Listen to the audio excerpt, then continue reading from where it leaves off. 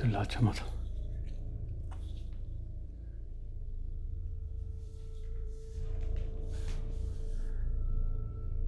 Sonunda geldin. Davetli. Rehber sen misin? Boyutlar arası gezecek. Rehber sen misin? Evet benim. Beni tanıyorsun. Rehberliğe ben seçildim. Senin seçtiğini sanıyordum. Beni çağırdığın için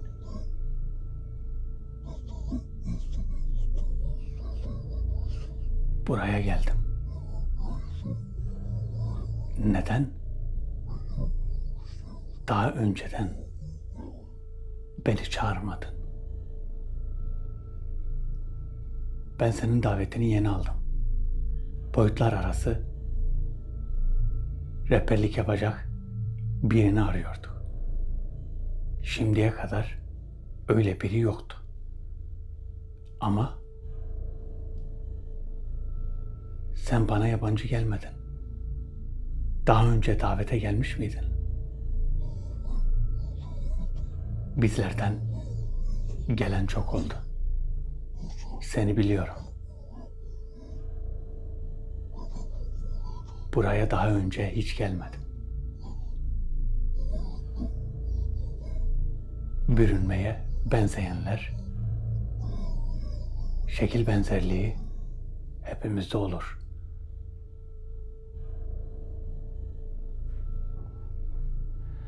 Allahu Ekber.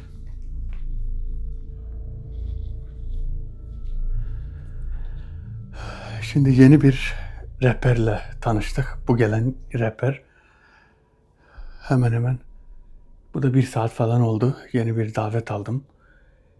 Yeni bir davet, yeni bir rehber arayışına girmiştim. İbn-i Necemi ile beraber bir rehber arıyorduk. Bu daha önce İbn-i Necemi'nin bana söylediği, daha önce görüştüğün biri şu an rehberlik katına yükseltildi. Yani terfi edilmiş diye düşünebiliriz. Bu rehber ne işe yarıyor?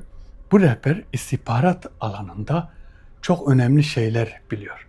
Yani boyutlar arası, mesela ben şöyle söylüyorum. Ben diyorum ya, boyutta bir yere gideceğim. Nereye gideceğim? Antarktika'ya. İşte buraya bir rehber gelmesi lazım. Bana oranın yerini söylemesi lazım. Böyle olduğu zaman bir bekleme süreci oluyor. Şimdi bu rehber her yere gidebilecek ve her yerden haberdar. Mesela bazı yerlerden, bazı gidilecek yerlerden haberdar. Şimdi bana birçok şeyden bahsedecek. Birçok şeyden. Kendisi de istihbarat amaçlı bir rehber olduğunu da biliyor.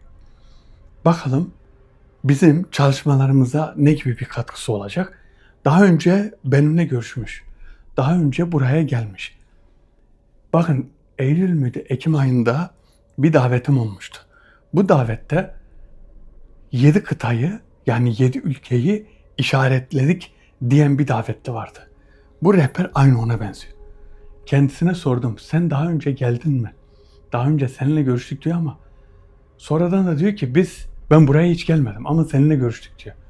Buraya hiç gelmediği için o değil demek. Onu eledik. Neyse, benzerlikte hiçbir zamanımızı boş harcamayalım. Bu rehberin bize nasıl bir faydası olacak? Faydası şu: istihbarat amaçlı yapacağımız davetlerde, istihbarat amaçlı gideceğimiz boyutlarda, mesela Malezya uçağının nerede olduğunu direkt sorup onun yanına gidebiliriz. Mesela başka şeyler var. Sırlı şeyler var. Mesela bazı gizli saklanan, sırlı olan yerler var. Oralara gidebiliriz. Artık başımıza inşallah boyutlarda bir sıkıntı gelmez. Boyuta girdiğimiz zaman ne olacağına bakacağız. Arkadaşlar, bugünkü videomuzun sponsoru Taha. Taha bugünkü videomuza sponsor oldu. Taha'ya teşekkür ederiz. Bir de Sen Gör özel defterine şöyle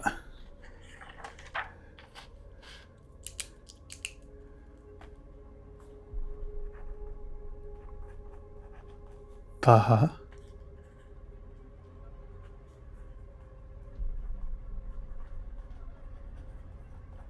sevgilerimle. Şimdi bugün şöyle yapalım.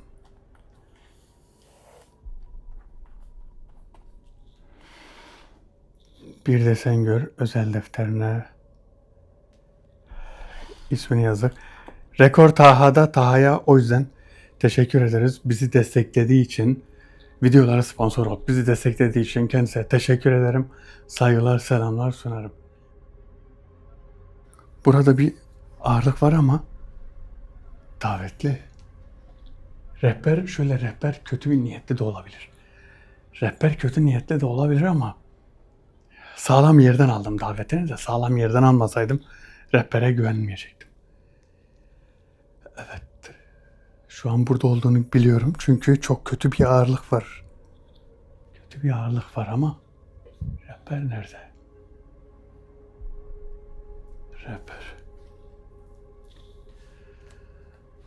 Arkadaşlar videolarımızın herhangi birine sponsor olmak için hakandemir.mefor@gmail.com'dan Hakan'a bir mail göndererek videolarımızın herhangi birine sponsor olabilirsiniz.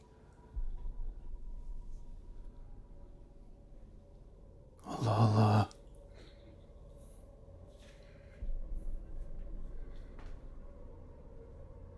Evet. Ey rehber.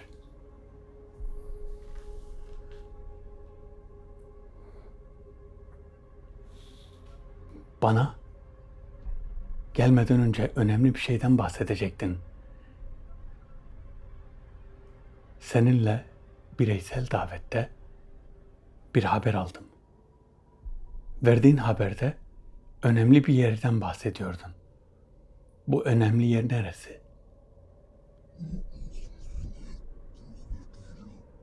Bu önemli yerden haberiniz yok mu? Bir istihbarat haberi var. Bunu birçok kişi biliyor. Belki siz de biliyorsunuz. Birçok yerde yeraltı şehirleri yapıldı. Hem de aylarca ve yıllarca yaşanılacak tesisler hazırlandı. Büyük ülkeler bu şehirleri yapmaya devam ediyor. Amerika'da dağların içine yapılan şehirler var. Rusya'da tüneller ve yeraltı şehirleri var. Bunların bir amacı olmalı. İstersen seninle oralara da gidebiliriz. Rehber, oralara gitmenin anlamı yok. Biz önemli yerlere gidebilir miyiz? Mesela Malezya uçağının nereye düştüğünü biliyor musun? Kaybolan uçakların yerinden bahsediyorsun. Ben neresine istersen orayı bilirim. Çünkü her yere gidip gelirim. Benim bilmediğim yerler yoktur. Bilmediğin yerler, illaki bir yer vardır. Boyutlar arası gidebileceğimiz neresi varsa seninle gidebiliriz. Birkaç yerde gizli işler dönüyor. Bu dönen gizli işler çok gizli olduğu için izin verilmiyor. Gördüğüm kadarıyla senin gidebileceğin yerler. Bazı yerlere beraber gideriz. Bazı yerleri de sen kendin görürsün.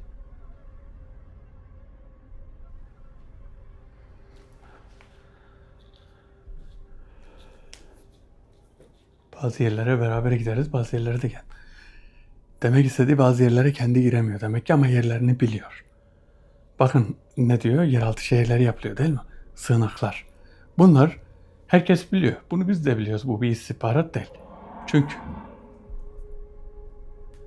Çünkü ülkeler kendi arasında yapmaya başladı. Bunu millet herkes biliyor. Bunu ben daha ne zamandan biliyorum? Yıllar öncesinden başladılar bunlar. Yeraltı sığınakları. Olası bir atom bombası ya da nükleer bir bomba tehlikesi karşı karşıya olacaklar zaman herkes oraya girecek. Orada işte tünellerde yaşayacaklar, bilmem ne olacaklar. Öyle böyle bir önlemler alınacak. Bazı yerlerde diyor ki aylarca ve yıllarca yaşayabileceksin öyle tünellerin içinde. Öyle bir tesisler yapmışlar ki bakın. TUCI var ya TUCI. TUCI biliyorsunuz benim yardımcım. Kendini zorla yardımcım yaptı. Yardımcım onun anlattığına göre gittiği bazı yerlerde öyle bir yerler var. Çok büyük yeraltı sığınaklar yapmışlar. Bu sığınakların içinde tesisler, okullar, karakollar, hastaneler, neler neler yapmışlar. Öyle bir yatırım dönüyor ki çok büyük bir yatırımı yerin altına gömmüşler. Ama hesap etmedikleri bir şey var. Yani Allah Zülcelal dilerse oralar hiçbir işe yaramaz zaten. Ama tedbir almakta da fayda var. Herkes tedbir almalı, değil mi? Yanlış bir şey yok. Yaptıkları sığınaklar hiçbir şekilde yanlış değil gibime geliyor. Ama şunu unutmamak gerekiyor. Semud kavmi ne yaptı?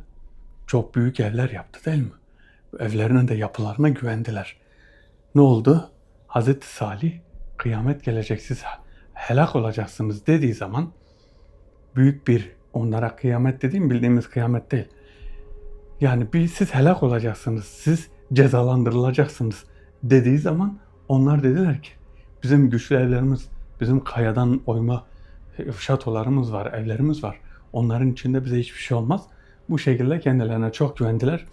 Girdikleri, yaptıkları yapıların içinde hepsi bir şekilde helak oldu. Yani demem o ki Allah Zülcelal isterse istediğin kadar sığınağın içine gir, istediğin kadar kendini sakla, istediğin kadar aman karşı tarafa kötülük yap, sonra sığınağa gir, ben kurtulayım, onlara ne oluyorsa olsun. Böyle bir şey yok. Böyle bir şey yok. Allah'ın varlığını ve birliğini hiçbir zaman unutmamak gerekiyor.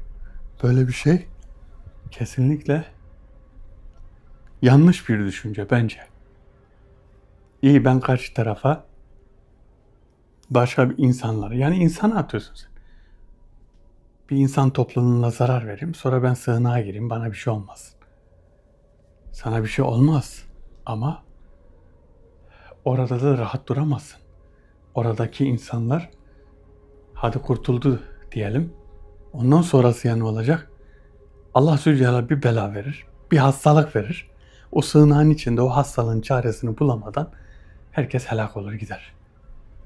Böyle bir şey de var. Bunu unutmamak lazım. Tevekkül. Her zaman için tevekkül.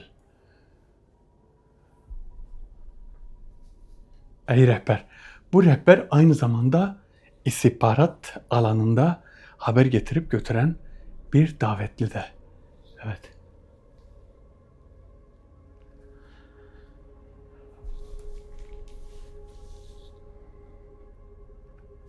Ey davetli.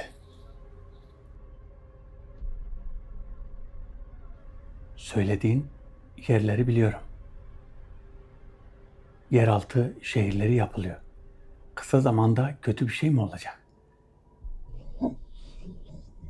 Tedbir amaçlı yapılan bu yerler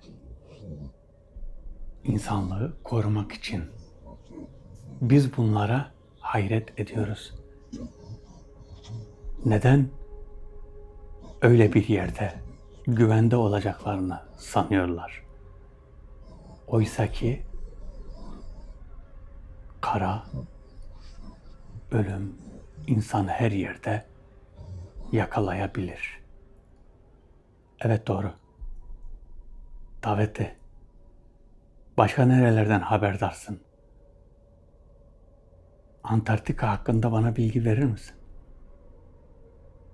Buzullarda bir medeniyet varmış. O medeniyette şu an yaşayanlar var mı? Antarktika kıtasında yaşayanlar var elbet. Orada bir alem yaşıyor. ve bu alemin her türlüsü orada yaşıyor. Her türlüsü derken nasıl? Hayvanından böceğine ve oraları inşa edenlerden. Oradakiler kimler? İnsanlar mı? Uzaylılar mı? Yoksa sizin gibiler mi? Orada bizim gibiler ve bizim gibi olanların yarı biyolojik, yarı metafizik varlıklar var. Bunlar bir nevi anlaşma üzerine büyük bir çalışma yapıyor. Nasıl bir çalışma? Bu çalışma insanlarla beraber yapılan anlaşma üzerinedir. Yani insanlar oradaki varlıklardan korkuyor. Anladım. Peki bir şey daha soracağım. Malezya uçağının yerini biliyor musun? Malezya uçağını insanlar yok etti. Onlar düşürdü ve parçaladı. Bunu neden yaptılar bilmiyorum. Bakın bu da dedi. Malezya uçağını insanlar yok etti. Onu düşürdüler ve parçaladılar. Ben şöyle söylüyorum. Bu davetli rehber olduğu için buna birçok şeyi sormam gerekiyor. Normalde ben bunu bireysel davette bu soruları sorarım. Bireysel davette yaparım. Ondan sonra bir konu üzerine çağırırım, davetini yaparım ve videosunu yaparım. Ama şöyle oldu. Davet biraz gecikti. Bu gelen davetlerin yani normalde video gününde olmaması lazımdı. Eğer bir gün önce benimle beraber bireysel daveti olsaydı bu rehberin ne olacaktı? Bugün bir konu üzerine yani bizim merak ettiğimiz bir konu üzerine davetliye sorular soracaktım. Ama şu an bireysel davette soracağım soruları soruyorum. Çünkü tamamen emin olmak gerekiyor. Nerelerde, neleri bilir, nerelere gidebilir, istihbarat amaçlı olursa nasıl, ne kadar bilgisi var, ne kadar yok onu bilmiyoruz.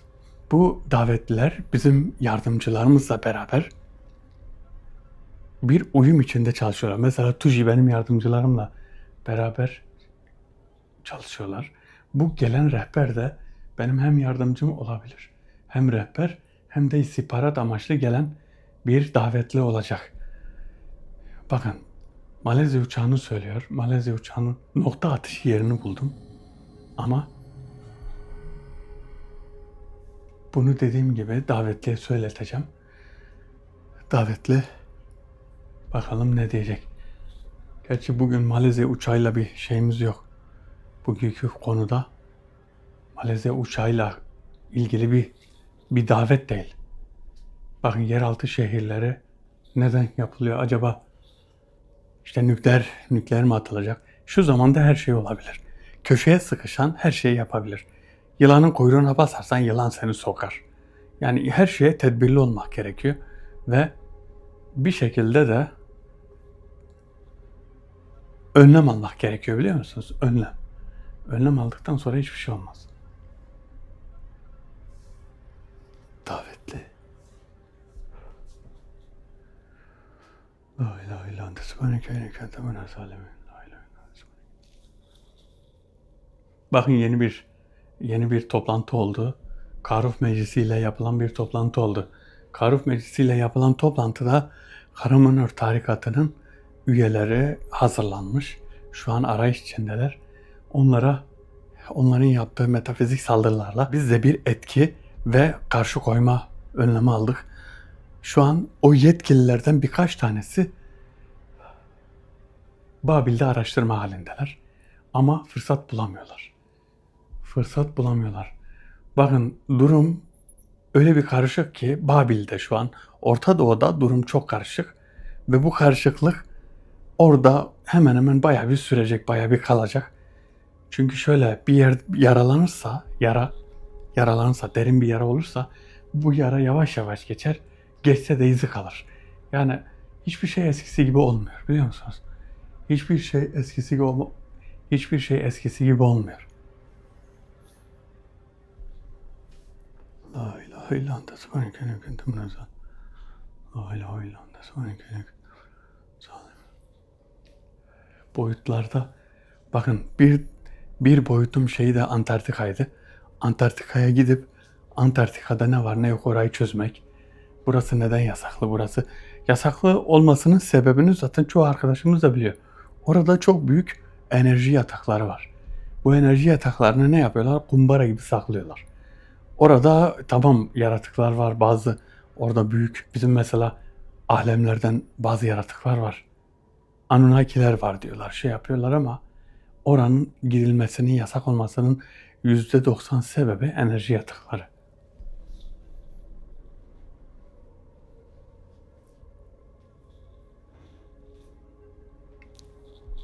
Ey davetli rehber,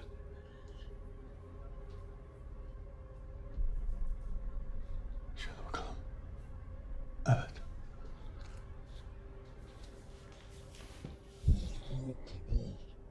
Benim burada olmam senin dostlarının sayesindedir. Bir haber de Düğümlü Kitap'tan var. Düğümlü Kitap'ın sakinleri bekliyor. Önüne devamlı engeller çıkardılar. Onların da sana vereceği çok önemli şeyler var. Ne var? Düğümlü Kitap'tan gelecek bazı kitaplar var. Bazı emanetler ve bazı hediyeler var. Gelecek olanlar sana bunları getirecek. Daha önce sana gelen bir yüzük vardı. İstihbarat davetlerinde bu yüzüğü kullanırsan çok iyi olur. Sen boyutlar arası rehbersin. Sana bir şey daha soracağım. Şu an Orta Doğu'da, Babil'de durumlar nedir? Orta Doğu'da ve Babil'de durumlar karışık. Aruhan metafizik ordularla mücadele içinde. Hatat için sana bir aracı gönderecekler. Bu aracı Hatat'ın kurtuluşu için senden özür dileyecek. Ve sana çok büyük şeyler teklif edecekler. Ne için bu Hatat'ın kurtuluşu için, Hatat'ın özgür kalması için mi? Bazı Siyonistler ve büyücüler bir araya gelip kendi aralarında birini seçtiler. Bu seçtikleri kişi sana gelip Hatat'ın özgür kalması için İbn Karuf ile konuşmanı isteyecek. Sana belki de sandık dolusu altın teklif edecekler. Bunu ne zaman duydun? Yeni oldu bu. En kısa zamanda davete gelen biri bunu söyleyecek.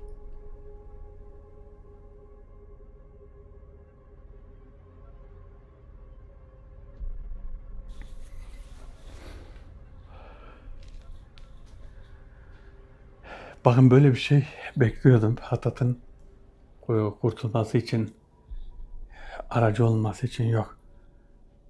Teklif altın, sandık dolusu altın teklif edeceklermiş. İstediklerini teklif etsinler. Çünkü ben bunun farkındaydım. Yani böyle yapacaklardı. Bir şekilde Hatat'ın kurtulması için bunlar bir aracı koyacaklardı. Bir şekilde kurtulması için biz parayı konuşturalım diyeceklerdi. Ama şunu unuttular. Para bizde geçmiyor. Yani bu olaylarda geçmiyor. Bu olaylarda Yani Hatat kurtulsun da sandık dolusu altın. Bakın bunlar her şeyi satın alabileceklerini zannediyorlar. Ama istediği kadar aracı göndersinler. İstediği kadar gelip burada altın teklif etsinler. Bakın bunlar normal altın değil. Hani altın istersem ben bunu kabul edersem evin içinde işte bir sandık altın çıkacak. İşte böyle olacak. Şu öyle bir şey değil. Gelen davette isim olarak iletişime geçtirecek ve gerçek bir insanla konuşacağız. Yani metafizik bir varlık değil. Bu insan da aracı olduğu için para teklif edecek. Şimdi bunu imkansız, yani bunun olması imkansız. Şu an eğer ki videolardan bir şekilde izleniyorsak bunun imkansız olduğunu bilmeleri lazım. İmkansız olduğunu, bakın video anında istihbarat geldi, görüyor musunuz? Video anında istihbarat. Çünkü şöyle, ben bunları normalde bireysel davetlerde öğreniyordum. Bu da bir nevi bireysel davet oldu ama kayıt altında. Yeni gelen davette bireysel bir davet olsaydı bunları anlatacaktı. Video anında, kayıt anında şu davette istihbarat geldi. Yeni istihbaratlar da gelebilir. Yeni istihbaratlar da gelebilir. Ben şu an ne söyleyeceğini, ne geleceğini ben de çok merak ediyorum. Her an her şeyi söyleyebilir. Her an her şey de gelebilir yani. Hatat için para teklif edecekler. O iş bitti zaten. İbn Karuf onu Hezmina'ya bağladı. Hezmina'ya teslim etti. Hezmina çok güçlü, bakın. Hezmina o kadar güçlü ki yani birçok yerde ismi var. Bunun öyle bir kabilesi vardı ki bu bir boyuttaydı. Boyutta bekliyordu. Öyle bir yerdeydi ki kurtulduğu zaman yani böyle bir yerden geçemiyorlardı. Geçtiği zaman bana tuzak kurmuşlardı. Hezmina ile ilk tanışmamız öyleydi. Bana beni tehdit ediyorlardı. Tuzak kurmuşlardı kabilesiyle beraber. Yok işte bir sürü şey olacaktı. O kadar büyük şeylerin ardından Hezmina geldi ve Hezmina Müslüman oldu. Hezmina Müslüman oldu, doğru yolu buldu ve şimdi bizim en güvenilir sadık dostlarımızdan bir tanesi. Hatat'ı hiç bıraktırır mıyız ona? Ben ki şimdi kendim söylerim. İbn Karuf, İbn Necem'in bile şu an buraya gelse ben onlara derim, bakın böyle bir şey var, para teklif edecekler. Hatat'ın kurtulması için şöyle bir şeyler olacak. Ona göre tedbirimizi alalım. Bu teklif edenler de her şeyi düşünmüştür, her şeyi. Çünkü şöyle, öyle parayı vereyim, Hatat'ı kurtarayım, sonra bizim peşimizi bıraksınlar diye bir şey yok. İlla ki onlar da parayı verdikten sonra da benim emrim altında olan işte yardımcılarımı, ondan sonra yaptığım davetleri bir şekilde engelleme, yardımcılarıma zarar verme, bu tür olaylarımı, bu tür çalışmalarımı yok etme, durdurma gibi işlemler de yaparlar yani. Bunu da tahmin ediyorum. Ama öyle bir şey yok. Öyle bir şey yok. Paranın geçmediği birçok yer var. Mesela burası. Burası Hatat'la ilgili hiçbir şekilde, bakın zaten bütün davetler işte onu serbest bırak, bunu serbest bırak. Sana altın verelim, hazine verelim. Ben altın, hazinenin peşinde değilim. Kaç tane davetli bana hazine yerini söyledi. Hazine yerini de ben hiçbir şekilde ne merak ettim ne de gidip çıkarmak istedim. Çünkü şöyle, o hazinenin içinde ne kadar var? Hazinenin içinde işte şu kadar para var. Ya da bu kadar servet var. O servet benim nasibimdeyse zaten oradan değil de farklı bir yerden gelir, değil mi? Bu herkes için geçerli. İnsan bir şekilde alıyor yani. Kendi nasibini alıyor. Bu nasip haram ve helal gibidir. Haram, yani senin nasibin zaten gelecek. Sen onu haramdan alırsan zaten o para sana gelecekti. Sen haram bir şekilde aldın. O sana haram olarak geldi. Ama sen helal bir şekilde alsan o para zaten sana gelecek. Helal bir şekilde alacaksın. Bu nasip böyledir. Rızk böyledir. İstihbaratçı davetli birçok şeyden haberdar. Birçok şeyi söylüyor. Şu an şey gibi oldum, bazı davetler, yani bu 4-5 video gibi oldu. Yani 4-5 video bir arada gibi olacak. Çünkü birçok şeyden haber verdi. Bakın, yeraltı sığınaklarını söylüyor. Rusya'daki tüneller de Amerika'nın dağların içine yaptığı sığınaklardan bahsediyor. Ondan sonra neden Malezya uçağı zaten parçalanmıştı onu biliyoruz. Ayrı bir konu. Hatat'ın şu an geldi. Bir haber geldi. İstihbarat geldi. Hatat'ın kurtulması için işte para sunacaklar, şunu yapacaklar, bunu yapacaklar, o geldi. Bakalım daha başka neler söyleyecek. Daha neler söyleyeceğini bilmiyoruz. Bakalım neler söyleyecek.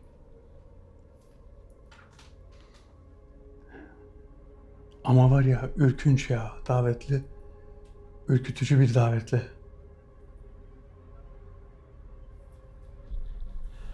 La ilahe illallah. Şimdi birden çıkacağını zannediyorum. Buraya tutuyorum ama maalesef beklemek gerekiyor. Işığı tutuyorum, enerjiyi topluyor. Işığı çevirdikten sonra enerji bir şekilde, yani şöyle yapalım o zaman. Işığı kapatalım. Yani şöyle ışığı kapatıp açtığım zaman çıkması lazım. Çünkü genelde ben döndükten sonra arkamda görüyorum. Ya da önümde görüyorum. Bu şeyden kaynaklanıyor, ışıktan. Ama bazen de birden önümüzde de çıkıyor. Mesela Çayırlıkdüzü'nde çok olmuştu öyle. Birden önümüzde çıktı. Burada alan, vefk alanını büyüttüğüm için o yüzden biraz olabiliyor. Bazen sıkıntı olabiliyor. Ey davetli. Ya burada bazı arkadaşlarım yorumlarda yazıyor. Birçok şey görüyorlar. Eğer öyle bir şeyler görüyorsanız yorumlarda yazın. Evet.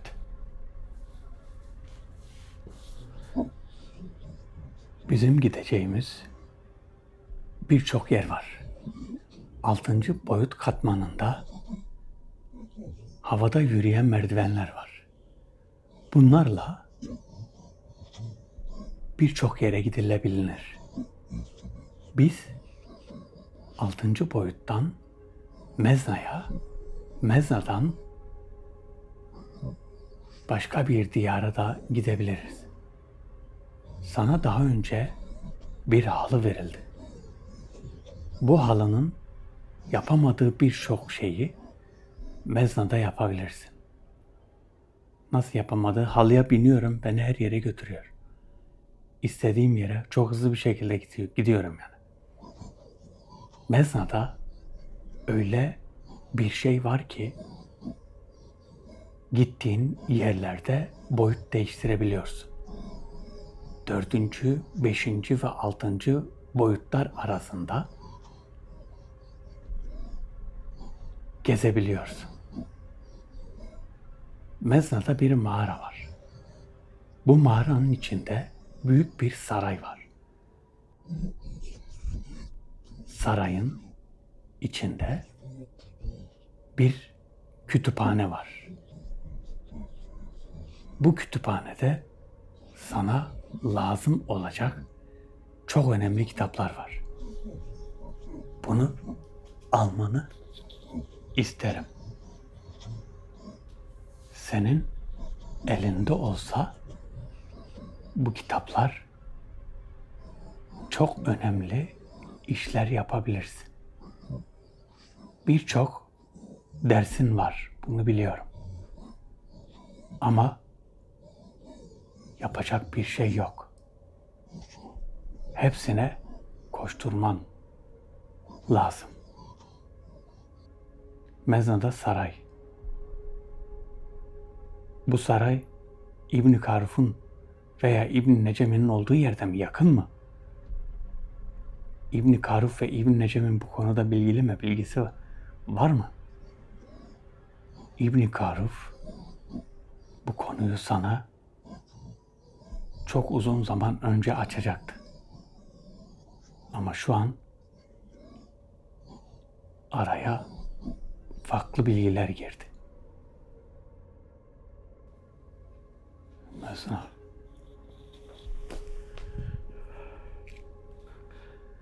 Mezna'ya bir boyut daveti gerekiyor. Mezna'da bir mağara varmış. Mağaranın içinde bir saray. Sarayın içinde çok önemli kitaplar. Bu kitaplar yol gösterişi. Yani şöyle, Neden kitap? Hani diyebilirsiniz, neden kitap?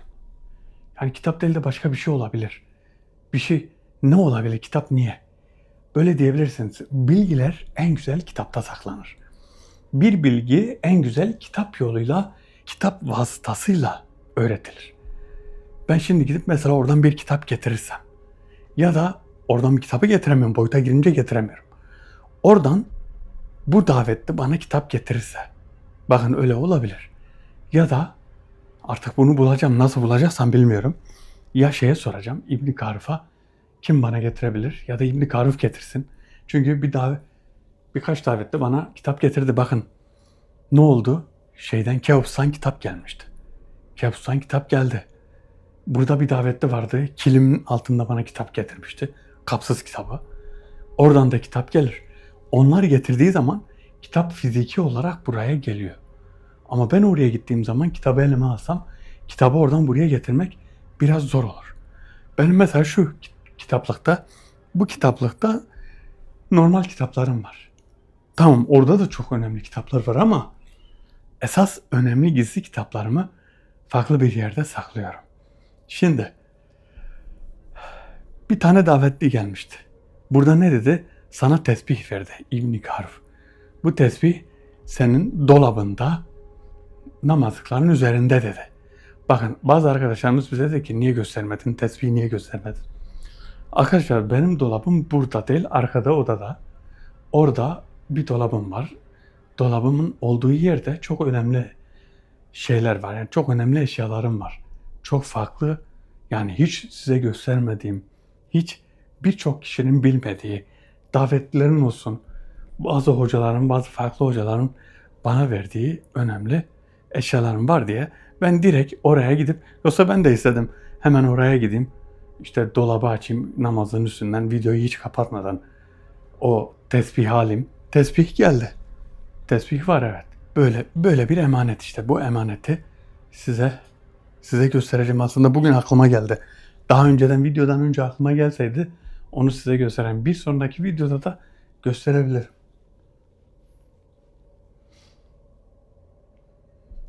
Ey davetli. Bakın hem istihbarat hem bilgi hem de çok önemli şeyler söylüyor.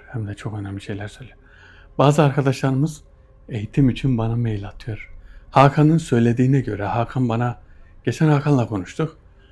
Bana diyor ki işte bazı arkadaşlar mail atıyor eğitim için, eğitim amaçlı. Arkadaşlar ben size eğitim şu an veremem, nasıl vereceğim? Eğitim vermek için bizzat beraber olmak gerekiyor, yan yana olmak, yüz yüze olmak gerekiyor. Size ders vermem gerekiyor. Tek tek sizinle ilgilenmem gerekiyor. Ama şöyle, benim artı çalışmalarım var. Bakın Keops çalışmalarım var. VEF çalışmalarım var. Davet çalışmalarım var. Üzerine bu çekimler var. Yani ben bu eğitimi hangi tarafa sıkıştırayım? Hangi yere sıkıştırayım bilemiyorum. Hangi zamana, hangi aralığa? Bazen bir saatlik bir boşluğum oluyor. O boşlukta da illaki değişik bir şey çıkıyor. Yani ben öyle bir şeyim ki bilmiyorum, pek bir zamanım olmuyor. Öyle bir şey olsa ben zaten isterim. Ben derim ki tamam, eğitim verelim. Benim de bir ekibim olsun. Benim de bir işte öğrencilerim olsun. Tek tek vereyim, eğitimlerimi vereyim. Birçok zaman Poyraz'ı bile eğitime alamıyorum. Poyraz'a diyorum. Poyraz beni arıyor. İşte Ömer abi bugün geleyim mi diyor. Mesela bugün tamam gel diyorum. Bazen geliyor. Hiçbir şey çalışmadan çocuk geri gidiyor.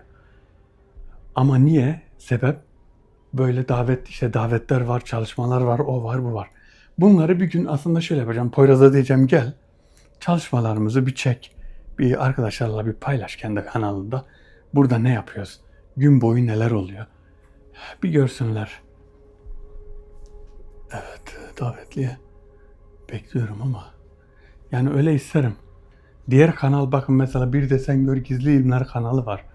Aslında öyle bir şey olsaydı, zamanım olsaydı daha doğrusu, belki de olur zamanım. Yani bu şeyler biraz da yavaşlasa, biraz tempoyu düşürebilirsek Bir de Sen Gör Gizli İlmler kanalında dersler vermeye başlarım. Tabii şöyle bir şey var. Hani herkes bunları öğrenecek, işte herkes öğrenemez. Herkes de yapamaz. Herkese de nasip olmaz. Kötü niyetli insanlara zaten nasip olmaz. Bu da böyle bir şey var. Bazı arkadaşlarımız diyor hani Siz videolarda söylerseniz herkes bunu öğrenir, herkes yapmaya kalkar. Herkes yapmaya kalkamaz. Yani herkes beceremez bunu diyorum ama bazı kişiler kendini sıkıntıya sokabilir. Böyle bir durumda olabilir yani. Ey davetli.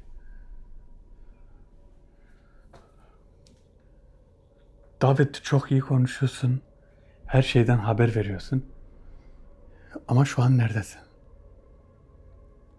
Şu an neredesin?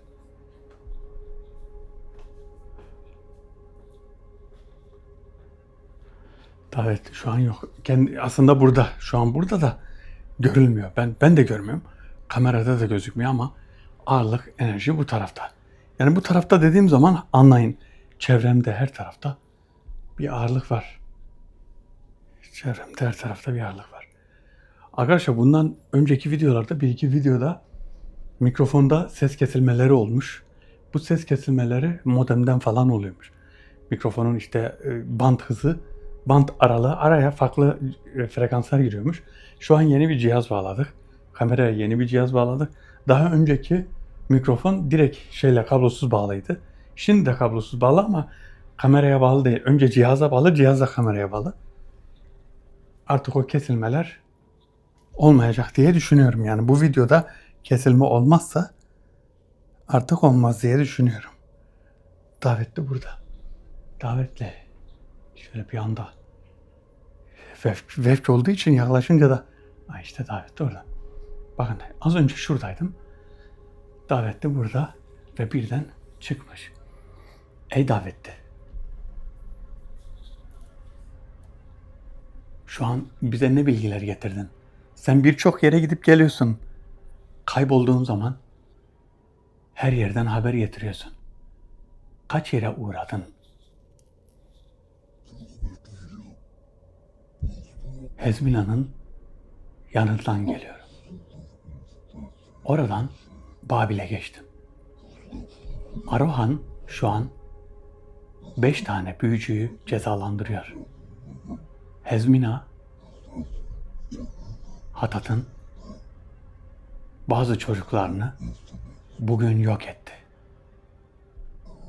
Ve Orta Doğu'ya, yani Babil'in güneyine gittim. Burada her şey metafizik saldırı üzerine kurulmuş. Ama bunların bilmediği bir şey var. 6. boyutlar arasına geçemiyorlar. 6. boyutlar arasına bu orduları hapsedersek hiçbir şekilde çıkamazlar. Bunu yapacağını biliyorum. Bunu nasıl yapacağız? Yapacağını biliyorsun da. Sana bu konuda yardımcı olacağım. Bir yer daha var. Atlantis. Atlantis'te bir kral var. Atlantis'te mi? Evet. Okyanusun dibinde. Atlantis'te yaşayan çok büyük bir kavim var. Bu kavim okyanusun altında nefes alan ağaçları, dereleri, yeşilliği olan bir yerde yaşıyor. Nefes alan mı? Bunlar insan mı, hayvan mı? Ne bunlar? Atlantis'e gidebiliriz. Sana böyle yerlerden haber getiriyorum.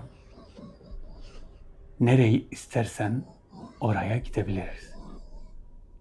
Bu Atlantis'te okyanusun altında demek nasıl bir boşluk mu var? Mağara mı var? Ne var? Okyanusun altında büyük bir dünya var. Atlantis'in yaşayan dünyası. Oranın kralı kendi kavmini ferah içinde yaşatıyor. Eğer orayı gezmek istersen beraber oraya da gidebiliriz.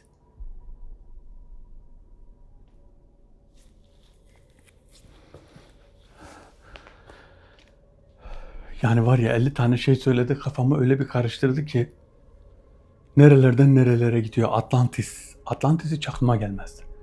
Okyanusun altında dünya var diyor. Atlantis. Bu hangi neresiydi ya? Atlantis sanki şeydi. Buzullara yakın bir yerdi. Buzulların altında mıydı? Evet. Yanlış hatırlamıyorsam bir yerde okumuştum. Buzulların altında Atlantis. Atlantis meşhur bir yer ama. Ama şöyle bir şey var. Atlantis dediği yer, bölge daha önce okyanus değilmiş. Sonradan mı okyanus olmuş artık? Ya da orası kaç yıllık, kaç bin yıllık acaba? Bilmiyorum. Pek bir araştırmam olmadı ama okuduğum yerde buzulların altında olduğunu biliyordum. Atlantis bir efsane aslında. Efsane diyorlar ama Atlantis'in altında bir kral var. Nefes alıyorlar diyor bir de. Bunun aslında bir şey olduğunu tahmin ediyorum. Belki de böyle metafizik varlıklardır yani. Cinni varlıklar olabilir. Metafizik varlıklardır büyük ihtimal. Ama orada tamam, alemler içinde alemler var. Demek ki okyanusun altında da öyle bir dünya var, öyle bir yaşam var. Buraya tabii insanlar gidemiyor. Ama şu anki teknolojiyle, bir denizaltıyla falan oraya gidilip oraya girilebilir. Artık neler varsa bilmiyorum. Oranın kralı refah içinde yaşatıyor kendi kavmini bak. Oranın kralı. Ama bunu kimse duymasın, bunu var ya. Bunu farklı diğer ülkeler duyarsa hemen sığınak için Atlantis'e gider. Oradakilerin de yerinden eder. Dağdan gelip bağdakine kovar. Atlantis'e yerleşir. Bunu tahmin edebiliyorsunuz kimlerin olduğunu. Yani gidip Atlantis'i de onlara zindan edebilir. Bazen şöyle diyorum, biliyor musunuz? Bazı davetleri, bazı yerlere boyut yapmak istemiyorum. Niye? Bazılarının gözünü açıyorum, değil mi? Gözlerini açıp ben şimdi Atlantis'e gidersem, orada işte orayı gösterirsem, hadi tamam. Belki de bu videolar o kadar şey olamaz. Atlantis'i işte boyuta girdiğim zaman anlattığım kadarıyla. Bazı kişilere, bazı arkadaşlarımıza bir hayal ürünü gibi geliyor. Ama bunu metafizik anlamda profesyonelce çalışan kişiler bunu gerçekten dikkate alıp oraya gidip bir araştırma yapabilir. Oraya gidip bir araştırma yaparsa ne olur? Oradaki her şeyi görür. Oradaki her şeyi görür, oraya yerleşir. Düşünün orada neler var biliyor musunuz? Hiç dokunulmamış madenler, hiç dokunulmamış zenginlikler, hiç dokunulmamış enerjiler. Bu enerji içinde her şey olabilir. Petrolü hiç söylemiyorum bile. Böyle şeyler çıkabilir Atlantis. Ama şöyle, Allah Zülcelal insanoğlunun nasibinde ne varsa onu ona nasip eder. Onu ona, kuluna nasip eder. Nasipte ne varsa. Nasipte yoksa da hiçbir şekilde kabul etmez. Hiçbir şekilde o nasibi ona vermez. Bakın bir tane Urfa'da, Şanlıurfa'da bundan yıllar önce mağarada yaşayan bir karı koca varmış. Bu mağarayı da bir tane hayırsever onlara veriyor. Yani onlara veriyor dediğim şu, eskiden büyük evlerin aşağı kısımlarında mağaralar olurdu. Bu mağaraları odunluk, kiler olarak kullanırlardı. İşte öyle hayırsever bir vatandaş bu mağarayı o karı kocaya veriyor. Bu karı koca diyor orada yaşasın artık diyor. Neyse bu karı koca orada yaşıyorlar. Tabi bu söylediğim ev sahibi o mağarada bayağı bir çalışmış, bayağı bir yaşamışlar yani. Gel git zaman bu karı koca orada yaşarken kadın kocasına diyor ki kapının önünü biraz kaz da diyor. Yağmur yağdığı zaman su içeriye girmesin. Bir perde çekiyorlar kapıya. Kapı yok zaten, mağaranın ağzına perdeyi çekiyorlar. Neyse oraya su girmesin diye adam oraya kazıyor. Kapının ağzını bir çukur oluşuyor işte mağaranın girişinde. Yani üzerinden atlayarak geçiyorlar. Veya da bir tahta gibi bir şey koyuyorlar, üstünden geçiyorlar. Yağmur geldiği zaman içeri girmesin diye. Neyse bir gün bir yağmur yağıyor, taşıyor, su içeriye kadar geliyor. Kadın kocasına diyor ki orayı diyor biraz daha diyor derin yap ki diyor su diyor içeri girmesin, sen diyor fazla derin yapmadın. Yaşlı adam orayı kazarken bir teneke gibi bir şeye şey yapıyor. İşte rast geliyor, denk geliyor. O eşelerken oradan bir teneke altın çıkarıyor. Bakın hazineyi görüyor musun? Mağarada yoksul birinin mağarada yaşamak istediği, yani yaşamak, kimse mağarada yaşamak ister mi? Bu yoksul kişiler o mağarayı nimet bildi. Allah'a şükrettiler ve mağaranın girişinde Allah Zülcelal onların nasibini verdi. Orayı kazdıktan sonra tenekeyi çıkarıyorlar ve altınlar çıkıyor. Altınlar çıktıktan sonra o adam, o yaşlı adam öyle büyük bir servete sahip oluyor ki çok zengin oluyor. Aşırı zengin oluyor ama yaşlı. Yani o yaşta gelen zenginlik de bilmiyorum. O zamana kadar yoksulluk çekmiş. İşte nasibin ne zaman geleceği belli olmaz tabii. Ve o ev sahibi diyor ki biz diyor yıllarca diyor altın aradık oralarda diyor. Biz diyor duvarları kırıyorduk. Bu metafizik varlıklardan yardım istiyorlarmış o ev sahipleri. Diyorlar metafizik işte bu cini varlıklar da diyormuş ki altın duvarda duvarları kırın. Kandırıyormuş onları bu varlıklar. Onlar da duvarı kırmış. Duvarı kırıyorlarmış devamlı. Meğersem mağaranın ağzına gömülmüş o altın. Tabi altının yerini söylemiyorlar bu metafizik varlıklar. Ne oldu? Yaşlı karı koca geldi yoksul. Oraya kazdılar, altını çıkardılar ve zengin oldular. Çok büyük zengin oldular. Tabii kimseye söylememişler. Oradan ayrılıyorlar. Ondan sonra öğreniliyor. Oradan altın çıktı. Rabbim herkesin kazancına bereket versin. Rabbim herkesin, bizi izleyen herkesin kazancına, evine bereket versin. Sağlığına bereket versin.